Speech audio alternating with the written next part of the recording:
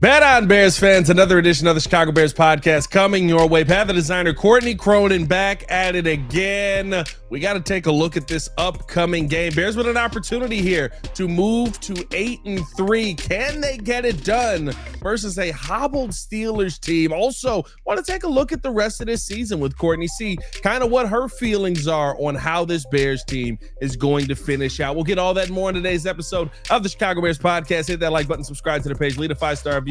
Y'all know what to do. As always, today's episode brought to you by Underdog. Make picks, win money. Courtney, how are you? I'm good. Keeping up with Aaron Rodgers' wrist status. And so far today, we find out he doesn't need surgery, and it's in his non-throwing hand, which obviously is significant when it comes to this Sunday. But I think there are a lot of Bears fans, from what I gather, who would rather face a hobbled Aaron Rodgers than an unknown with Mason Rudolph, and maybe even the idea that the offense might look better with Mason Rudolph at the helm. So going to be a long week of injury watch with him, and I'm sure the Steelers will be very forthcoming about what his status is all the way up until game time. Yeah, they're always the most open franchise ever. No, honestly, I'll be honest with you. Like, looking ahead at this game with Aaron Rodgers, the likelihood that he may or may not play, I think there's a lot of fans that want to play him because this finally feels like the opportunity where you can slay Goliath.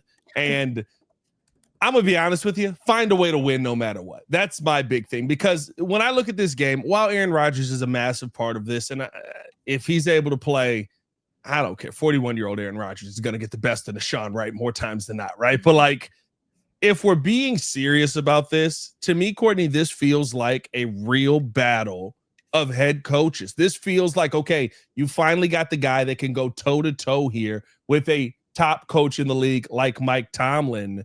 How's he going to match up? This, to me, is one of those real, like, top echelon coaching battles that you see and we talk about year after year when it's Andy Reid going up against Bill Belichick and his history, or, you know, now it's Nick Sirianni going up against guys like Sean McVay and things like that. Like, one of those conversations where you look at the battle and you go, it doesn't matter what 53 they show up with. It's going to be a battle of the minds. It's a chess game. Yeah. And I mean, Mike Tomlin, he's been doing this a long time. Ben Johnson has been doing this for 10 games. And right. I think that what we're hearing from Ben Johnson, he talked about it yesterday, like the emotional intelligence of him as a play caller. That was something that was stressed right around the time of the offseason program of people I spoke with in the building, that like they really felt that that was something that he was going to exhibit when the game started. And I think we've seen that. I think we've seen somebody who is not afraid to say that was a bad play call. That's on me. That's something that I need to change. In addition to somebody who can put your quarterback in the offense in a position where they might feel a little bit skeptical about it. And Ben's like, here's a great play call. So I think that we've learned a lot about Ben Johnson going against, you know, some really good play callers early on in, you know, him, you know, winning the battle against Brian Flores the other day. Yeah. As much as Brian Flores blitzed Caleb Williams, Caleb was only sacked twice, and he didn't turn the ball over. That's a product of what the coordinator's having meaning the head coach, is having his quarterback do. So I think that we've seen the growth of Ben Johnson so far this season. But it's also like Mike Tomlin doesn't call plays. So it's like, you know, you're going against Arthur Smith. I mean, if you're going on the battle for battle, you know, offensive coordinator versus offensive coordinator going blow for blow. And then obviously defense is different. But I'm curious to see, just in terms of the chess match here, more than anything else, how Ben Johnson and what he wants to do going into this game, knowing that 8 wins are on the horizon for this team, how he doesn't let a Mike Tomlin-led team that every year we count them out of the playoffs, every year they find their way in.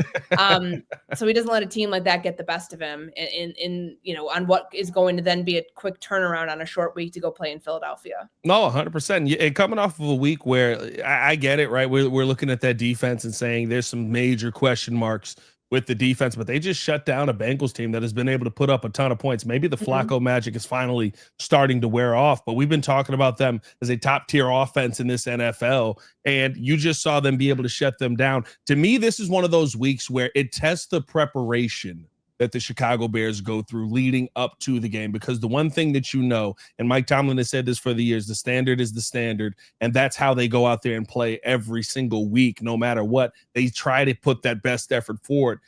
I think this tests the effort of, okay, how are you preparing for this? Do you have the answers on this one? Are you going to be able to figure this out as you go into the game? Because a lot of what we've seen with guys like Al Harris, with guys like Eric Bieniemy, is that the preparation has been on point leading up to that. I love how this coaching staff has really put some things together here early on in the season. And now as we kind of get into this back half, where I think it's going to be a heck of a lot tougher to pull some of these games out, it's going to be different conversations than what you've dealt with versus the Giants and versus some of these other coaching staffs. So let's be real. Like, I mean, Brian Daboll is mimicking some Matt Eberflus stuff. Like, that's not the guy you want to be emulating. No, and I mean, this is a Steelers team that has found a way, despite going through lulls on defense. I mean, yeah, they got beat by the Green Bay Packers at home this year, and it wasn't pretty. But then they go and beat the number 1 team at the time, or number 2 team in the Colts, and don't make that game look close. I know the score was 27-20. That game wasn't close until, some late action from Indianapolis.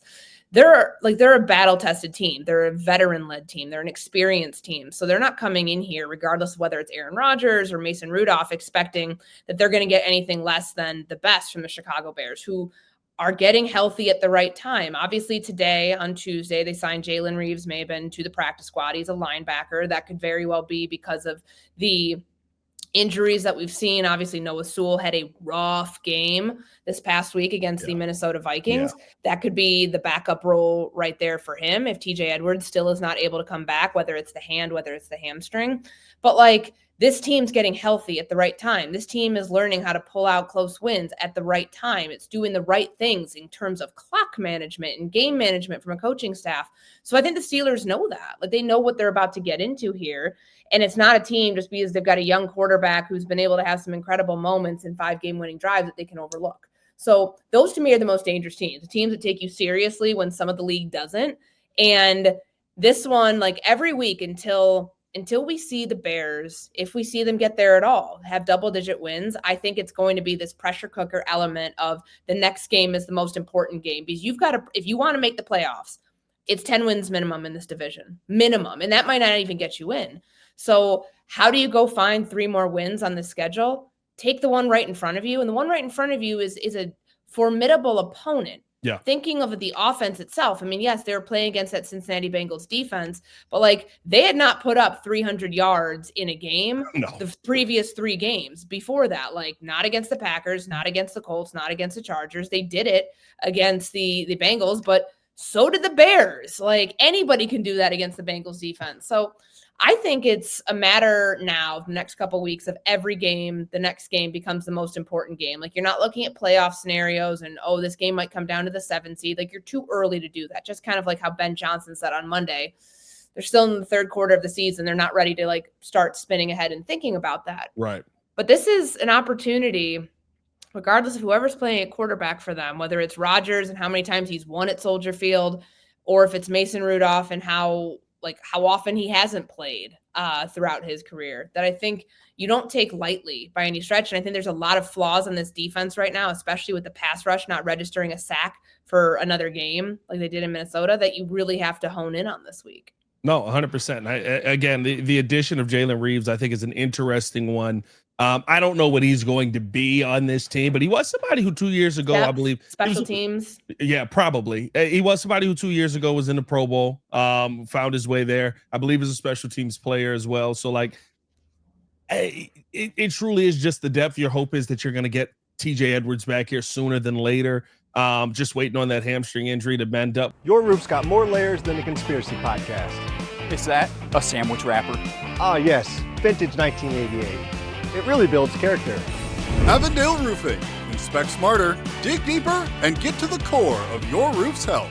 The part for me that I'm looking at this game, it does come down to, this defense needing to step up in some serious ways. Offensively, we're seeing the ups and downs, and I'm not going to sit here and say that Caleb Williams had a dominant game last week by any means, but I do think there's a couple of passes that you look at where if he's got the feet positioned the right way and he's delivering the football, hey, he's done all the steps to get it to you. Catch that football. We've seen our wide receivers take a little bit of a step back over the last couple of weeks. And that is one where when I see the Steelers defense, you got to take advantage of the opportunities when they're there, because they do have some game wreckers on the other side of the ball that can really throw things off for Caleb Williams. I love the escapability. I love the play. Caleb, same to you, right? Like, you got to hit those deep routes when they're available to you. And we haven't seen him do that consistently enough. Like, the start of the game could have been the part where you put the game away, because I love how Ben Johnson said it yesterday. I'm not looking to throw 50-50 balls.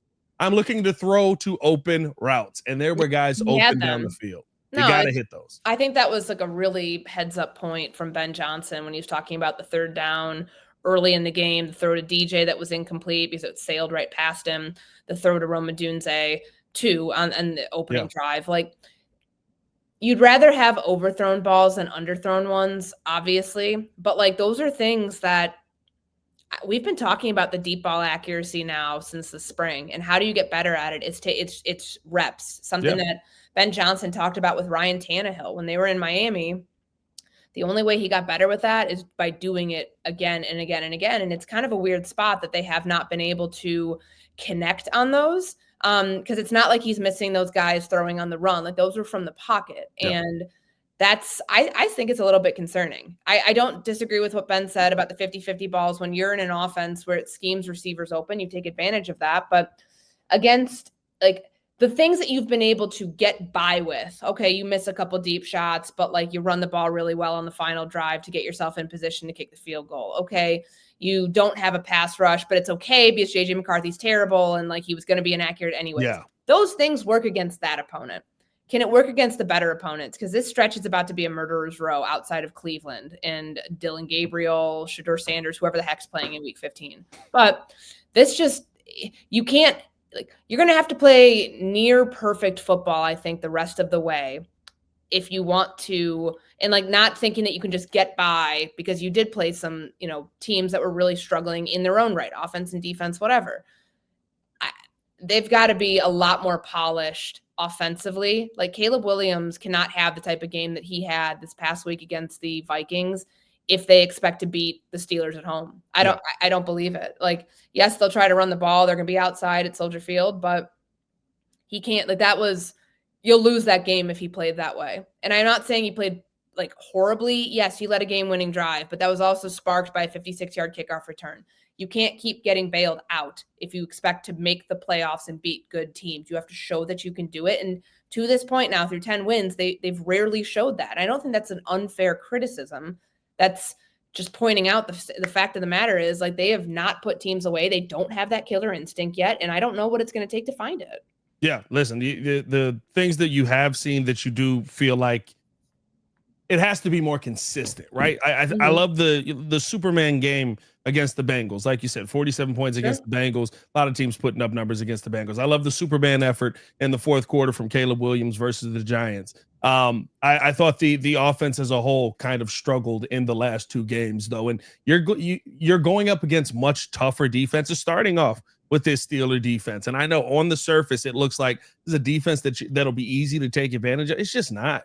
You know what I mean? Like, they are a very well coached team, and they find a way to be ready for the biggest moments. And you don't think that this game means something to Aaron Rodgers. I would assume we're probably going to see Aaron Rodgers playing in this game, with the fact that he's able to avoid surgery, with the fact that it's his non-throwing wrist. Like, I get it. Like, there's probably the risk of you don't want to have him injure it more and have to have surgery there, because the Steelers are still trying to be in the playoff hunt as well.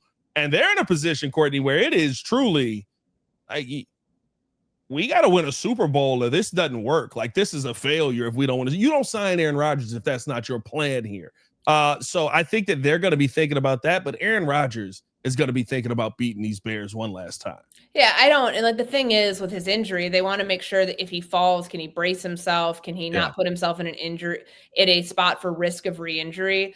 There's never going to be 100% answer on that, but which is why it might take the decision out of his hands. But yeah, of course he's going to want to play here. Of course he's going to want to if this is his last season playing football, he's going to want to have the chance to say, I own you to this fan base once more, the way that he did all those years. Fantastic. But like, to your point about where they are right now, they're 6-4, and the AFC doesn't have an overarching dominant team. They just don't. Like the way it was in the NFC, or the way I guess I'd say, I mean, last year it was Philadelphia, Washington, Detroit, Rams. 4 teams that were clustered at the top, then a gap.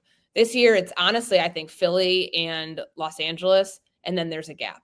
Like in the AFC, where they are, Denver is a good team. Are they a great team? No. Bo Nix has been wildly inconsistent. You have the the Chargers, who just got blown out by the Jags. Yeah, they got no offensive line left. The Bills have shown that they're vulnerable. They lost to the Dolphins and the Falcons. The Colts, who knows, with Daniel Jones down the stretch, like they have been a team that's seemingly like kind of always in it at the end of week 17, week 18. Then bad quarterback play could cost them something. Who knows? Like the Steelers are a byproduct right now at 6-4. The fact that they're still very much in the hunt right now of a team that is in a bad conference, in a conference that's not top heavy like the NFC is. They're going to have much more margin for error here, but I don't think that they view it that way, knowing that, who knows how long this Rodgers thing is. If it's 1 week, great. If it's more than that, then they're in trouble. Yeah. They've got to and they've shown that they're vulnerable, especially defensively. It's not the same defense that it once was. Not saying it had to be the steel curtain, but like this is a group that has the highest paid pass rusher, or second highest paid pass rusher in the NFL in TJ Watt. Yeah. And they're not getting the production there. They're not getting production on the back end of the defense. And that's, I think, a pretty frustrating spot for them to be in, which is why a win like this here means probably more to them long-term than anybody else that'd be coming into Soldier Field in the next month, considering what their goals are still for the playoffs and how they hope to get there. Well, and listen, they got a Ravens team on the heels that I think is going to win me a steak dinner. Terrifying. Because I put a little steak bet out there with one of my guys, and I was like, look, like I think the Ravens win the division when the Ravens were 1-5. I still feel confident in that. We just know who the Steelers have a tendency to be. Will the Steelers probably be 10-7 by the end of the season? More than likely. And they're trying to hold them off, but this Ravens team is making that margin much more. You need to be just as perfect as the Bears need to be going in this game. And I think that's how we'll see the Steelers play this one out. It's going to be interesting to see how the Bears attack this. I want to talk about kind of how we see the season playing out, because like you said, we've seen a team that has been a little bit up and down and hasn't been able to find that consistency in anything as of yet. Everybody has been a part of winning these games. But first, we got to talk to you guys all about Underdog, because heading into this Steelers game, Courtney, I think there is a interesting matchup for some of the players here. You've, of course, got Caleb Williams, Rome Odunze out there. Who you leaning towards this week for the Underdog Chicago Bears podcast play? So my play is going to be Kyle Monangai higher than half a touchdown. So I guess that would equate to a Kyle Monangai anytime touchdown. So even with DeAndre Swift back in the fold since the Giants game, like he's getting the bulk of the carries. I know that. Like it's obvious here that they were like, look, it's not like you got Wally pipped on your day off. Like you are the lead back in this offense, but that doesn't mean Monangai is not playing. He's just not playing as much, not getting as much of a work out there. So even with less carries, he's still as productive because he's had a touchdown in each of the last 2 games. He had 12 carries this past game. DeAndre Swift had 21, which was a season high for him. I just think the short yardage situations, if it's an obvious running play, it's going to go to Monangai. And so the safe bet would be that he's going to score a touchdown off that because he's a bowling ball down there. And we saw it in Minnesota. I mean, hell, he didn't really even have to work that hard to run in there. I mean, he fought for his yards, I believe, on the 3rd down play, and then runs in the touchdown, the 1 or 2 yard touchdown in Minnesota without getting much contact. That to me, and I've been on a roll with these lately. That one's my You've been dominant. I'm not going to lie to you. Like it is. Last week you went with the Caleb Williams rushing yards. I believe it was 23.5. He got higher on that one. Like you have been dominating. I don't think you've missed one. We got to have EO check on that. I don't think you've missed one. You've also been pretty good at predicting these games as well. So put your money on Courtney, ladies and gentlemen. Whatever she says, maybe we just need to have her do the entire play, because oh my gosh, Courtney's been on point here. Courtney's been on point here. Make sure that you guys tune in with Underdog. I love that pick, Courtney, because to me, like I do wonder down this stretch, and we got to talk about this on the other side here. If we see Ben Johnson take less chances. I feel like in the red zone, we've seen Ben Johnson say, we're going to throw this ball a ton. I wonder if we're going to get, all right, we're down at the 1, we're running it 3 times. We need touchdowns, not field goals. Let's run the football and be smart about this. Download the app today, sign up with the promo code CBP to score $100 in bonus entries when you play your first $5. It's promo code CBP. Underdog, make picks, win money. EOQ, the disclaimer. Must be 18 years or older, 19 or older in Alabama and Nebraska, 19 or older in Colorado for some games, 21 or over in Arizona, Massachusetts, and Virginia, and present in a state where Underdog Fantasy operates. Terms apply. See assets.underdogfantasy.com/web/play and get terms _DFS_.html for details. Offer not valid in Maryland, Michigan, New Jersey, New York, Ohio, and Pennsylvania. Concerned with your play? Call 1-800-GAMBLER or visit www.ncpgambling.org. In New York, call the 24/7-HOPE line at 1-877-8-HOPE-NY or text HOPE-NY 467-369. Welcome back into the Chicago Bears podcast. Pat, the designer, Courtney Cronin, back at it again. Today's episode also brought to you by the Advantage Dealer Group. Find your next Chevy, Toyota, or Acura and drive off in under 60 minutes, or they'll make your first car payment. Also brought to you by the Hard Rock Casino in Northern Indiana, Las Vegas style gaming, just 30 minutes from Soldier Field, exit 6, right off I-80 94. All right, Courtney, let's do a little bit of a look ahead here because this Bears team has like you said, a tough schedule to finish this season. I've called it the gauntlet of this Bears season. And listen, they came into the season with the toughest schedule in football. Things have really broken their way throughout the season to make that a little bit easier. Some of the teams are not as good as have been predicted in the preseason, but these teams here, as we've seen the season play out, still feel like a very, very tough matchup here. Yes, Steelers, you've got Eagles, you've got Packers, Browns, Packers, 49ers, and then Lions, who put 52 on your head the last time you played them. How do you see this season finishing here for the Chicago Bears, Courtney? Is this a playoff team, or do you feel like this is a team that struggles down the final stretch? I think it's hard to find 3 wins to get yourself to double-digit wins, and even at 10, that might not get you in. Like, if we're forecasting this thing and saying, what's the game that's going to decide, I don't know, the 7 seed? Because right now they're the 3 seed, and you got to give them credit. Right now, yes. Like, a 7-3 record is no slouch. They have earned those wins. But can they earn those wins against better competition?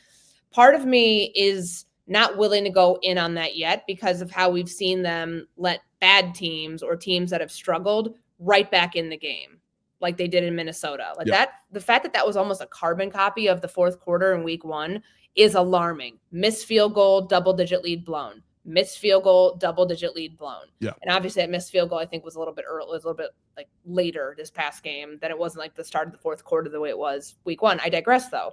It took them pulling off heroics once again, 50 seconds left in the game, 3 timeouts, to be able to be in position to win this game on a field goal. These games keep happening in too close for comfort fashion.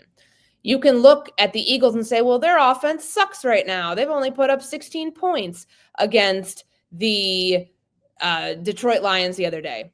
Okay, they could beat you 16-13, though, in Philadelphia because their defense is a championship caliber defense. They have guys, now Jalen Phillips in the mix, who pressure the quarterbacks. He had 6 quarterback pressures the other day. Like, they have made moves that have reinforced a unit that was already excellent. Jalen Carter's been a monster this season.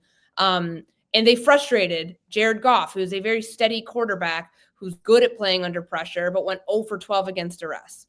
So, like, how's Caleb Williams going to handle that? It's hard for me to buy into it right now and think that they're going to, like, that's why I think the Steelers game is so important. You've got it, like, just like we said in this last stretch, which was a very opportunistic stretch for them. You've got to start getting you got to continue getting these wins where you can.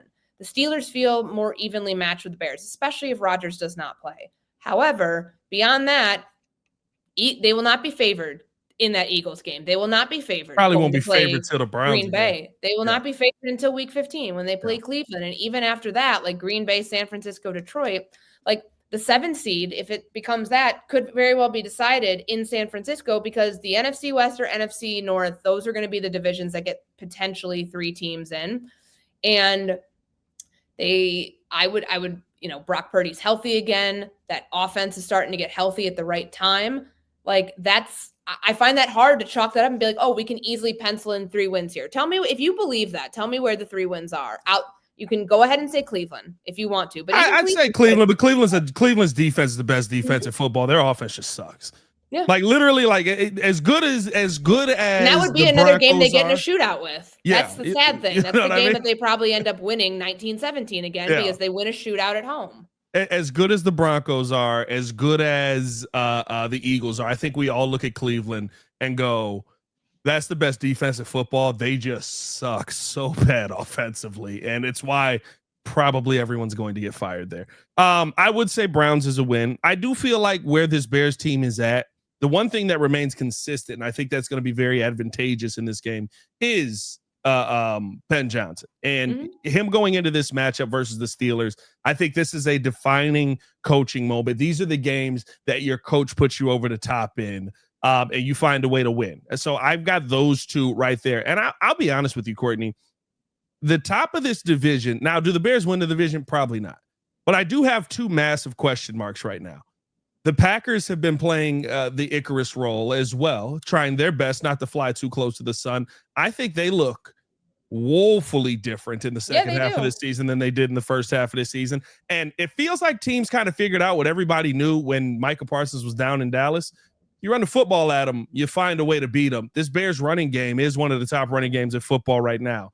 And then I look at, and I don't know if this is true or not. I need to see a couple more weeks on this. Is Dan Campbell a good play caller? Because that 0 for 5 on fourth down the other night would lead you to say no. Or that he just got too aggressive for his own good. Maybe there is a world where the Detroit Lions balloon is starting to pop. I don't think that it is. I still think that the Lions win the division. I think Dan Campbell's a good enough play caller to keep that balloon afloat. But I think there are enough questions within the division teams that you have to beat to say that I could see the Bears splitting with the Packers. Maybe you don't beat the Lions and they still hold serve on that. I could see you beating the 49ers. I can see you beating the Steelers. That would be the three that I would say. And then the Browns is kind of the one where, like you said, that to me is the one where it's like, that's a great defense, right? I think you do lose to Philly because that is a great defense. It's one of the top 3 defenses in football. I think you probably are in a shootout with the Browns that may be an ugly shootout, but I think the teams within your own division have, I'm not going to say just as many question marks as the Bears do, because I think there are less there, but the inconsistencies of Jordan Love have proven to really cause some struggles for that team, and teams really figuring out we can run right at Micah Parsons. He has almost no impact on the game. I mean, it wasn't until the fourth quarter really where it was like, oh yeah, Micah Parsons is playing in this game versus Philly. I kind of forgot about that. So I wonder if that's going to play more of a story than maybe what the Bears are right now. Yeah, I just don't feel like you can chalk it up to you're going to get all these breaks with your opponents. That they got some fortunate breaks, I think, 100%. The first half of the season. Obviously, they were expecting the game to look differently in Baltimore with Lamar Jackson not playing. That's a break they didn't take advantage of. But you may have to learn from that versus the Steelers if you get Mason Rudolph. Yeah, Mason Rudolph may beat you, right? Yeah, like you can't. And it's not that, I don't think it's not they didn't take him seriously. I just think their rush plan for Tyler Huntley, which should have been more akin to what they were expecting from Lamar Jackson than not. Like they just are not good right now at stopping running quarterbacks. No. Aaron Rodgers can scramble too. If he's not feeling like his wrist is 100% and he's afraid of falling, then maybe he does end up scrambling. I don't know if he doesn't want to get sacked. Like, if Rodgers outruns us, fire everybody. Like, I'm not gonna lie to you, he looks so old right now. He does, and he kind of moves like a giraffe out there. Yes. But like, I just think that like that's like you brought up a glaring weakness of this defense, not being able to contain quarterbacks well enough in the pocket. Well, when you're also not rushing the passer that well, then what do you do well up front? That's and the thing that's crazy. Problems. Like, and I know Ben Johnson gave Grady Jarrett some credit, I believe, on the Byard interception from the other day, like of how 3 of the top 4 interceptions leaders are in this defense. Yes. Byard, Nashawn Wright, and Tremaine Edmonds. Yep. Like that is a testament to how well the back end of the defense, as injured as they are, have been playing despite really no consistent pass rush up front. So I look at that and say, can you do that against Jordan Love? Can you force him into making some bad decisions? He's got a penchant for that. So I say yes. Do you win both of those games? Probably not. But like, they have the third hardest strength of schedule. Like the schedule doesn't lie. Like and they came into the season with the second hardest strength of schedule, the third hardest now remaining. There's a reason that it's still Lions, Packers, Bears to win the division. Like they could end up with 10 wins and it might not be enough to make the playoffs. That's all I'm trying to stress, because I think trying to find 3 wins is difficult, let alone 4 if you want to be 11-6 and get into the playoffs. I still think they might be a year away until we see them close out a good team in the beginning of the fourth quarter. That's I think the latest you can probably push that. Yeah, 100%. And I think that is okay to say, right? I think the question mark is fine is on if they could put away some of these top teams. They haven't done it. I mean, like, I get it when we played, the one I will say is the Commanders, right? But like, you got a Jaden Daniels fumble that allowed you the opportunity to go put them away. If he doesn't fumble, that football doesn't happen. It happened, right? Sometimes, and I think this is the thing that I keep saying. What we watched with Washington last year, we watched with Kansas City last year, much more battle-tested team, so very different situation. But like, sometimes you just get a lucky season. Sometimes things do break your way. You can't build your team off of that, but you can take advantage of it when it happens. And I think that's what we've seen the Bears do. And again, I look around this division, Courtney, I think it's tough for just about everybody. Are the Packers going to beat the Lions in 2 weeks? Are the Packers going to beat the Broncos, who that defense looks dominant? Like, they may have Jordan Love in a bit of a tizzy out there, right? Can they beat the Ravens, whose defense looks back? Like, I think that it's a tough finish for everybody. And I feel like because of history, we're just so ready to say Lions, Packers, they got it, which makes sense. But I think what we're seeing here from Ben Johnson this season is when the breaks do come, even if there's not a ton, there weren't a lot of breaks in that Washington game. Really, the break was you got an opportunity versus when Jaden Daniels fumbled the football. Still got to put a drive together to go down there and win the football game. You were able to do that. When the breaks do come, can you take advantage of them? And that's the one thing that we've seen consistently this season. Now, when you play teams like Philly, when you play teams like Detroit, when you play teams like San Francisco, there's much less breaks. And I think that's the part where you're not going to have many. You can't overthrow Roma Dunze on a big play. You're not going to have many. DJ Moore, you can't drop a football that gets you 20 yards and keeps a drive going. Roma Dunze, you can't drop a sideline touchdown that's in both of your hands. Like, I think that's the part where the consistency comes in the most question right now. That's why I feel like when I said they need to play near perfect football, like those things should be expected, but that also, like, mistakes happen. Guys drop passes, quarterbacks overthrow receivers. Like, you can't have that happen when the margin for error against good teams to great teams goes up by as much as it's going to next week. Like, I think the Steelers are a formidable opponent, though. 100%. Bears opened as favorites at home against them for a reason. But the uncertainty at quarterback, given what we saw the last time they had somebody they weren't sure was going to play or not going to play, like, that would give me pause. Yeah. Like, on picking them to win that game. So, and you got to ask yourself too, how much does the offense change if Mason Rudolph is going to play? Are they just going to lean on Warren and the rest of the running backs to be able to get through a win here? And by the way, which is an advantage. which is an advantage. Like, running the football against the Chicago Bears right now is an advantage. That would be if Aaron Rodgers is out there, you're expecting them to pass the football. You're expecting him to attack Nashawn Wright, because Aaron Rodgers is there. You know what he wants to do. So you kind of acquiesce a little bit more to Aaron Rodgers in that situation. If he ain't out there, it's still advantage Pittsburgh in a sense of, we're just going to run on this defense all day, because the Bears haven't done a good enough job stopping the run consistently enough, and especially in moments where you need to stop it most. Yeah. And I mean, that even this past week, and I know that Minnesota maddeningly, like, it was incredible to watch how it's like, your quarterback's off target, yet you, like, on a lot of throws, yet you will not commit to the run when Aaron Jones is averaging 4.4 yards a carry, and Jordan Mason scores that touchdown after averaging 7.5 yards a carry. Yeah. Like, I don't know if you're going to get as stubborn of a play caller, because Arthur Smith's offenses are predicated off the run. So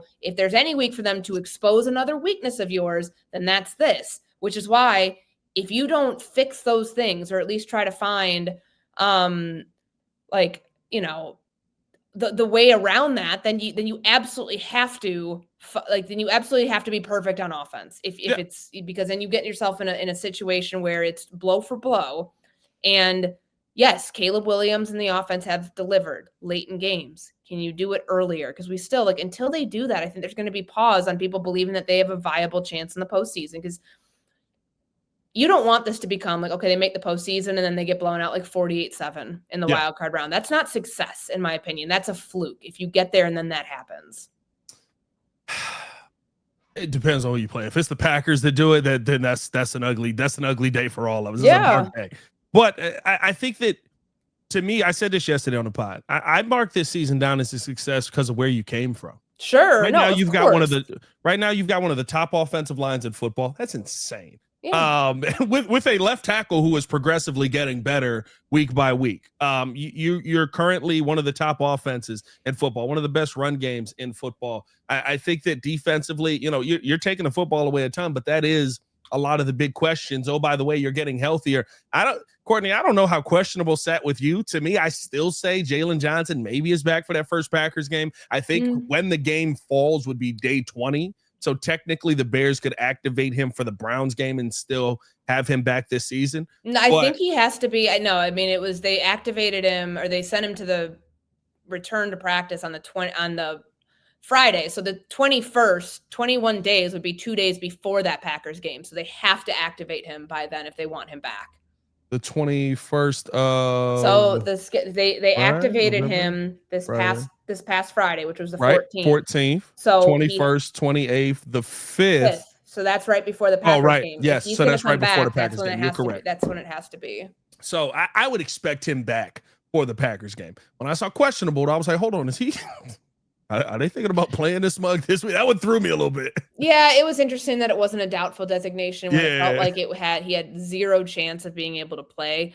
But it's also, unless, you're not going to, no one's going to try to lie on an injury report like that, considering what just happened with the Ravens. Not after the Ravens. But maybe he's further along. Like, this week will go a long way in seeing, hell, if he's that much ahead of schedule, could he be back for the Eagles game next week? Now, you don't want to push it by any means, but again, when you have to be playing near perfect football at this stretch with these opponents, you probably want your best corner out there. And just to clear something up, I don't think that the season's a failure by any stretch if they make the postseason. My God, if they make it, but it just people are going to be able to poke holes in everything if you go 100%. In there and you lose in that devastating a fashion and be like, well, they didn't actually, people are going to chalk it up to they had more luck during the season, things broke their way, and it's going to be an unfair characterization of what this Bears team became this year.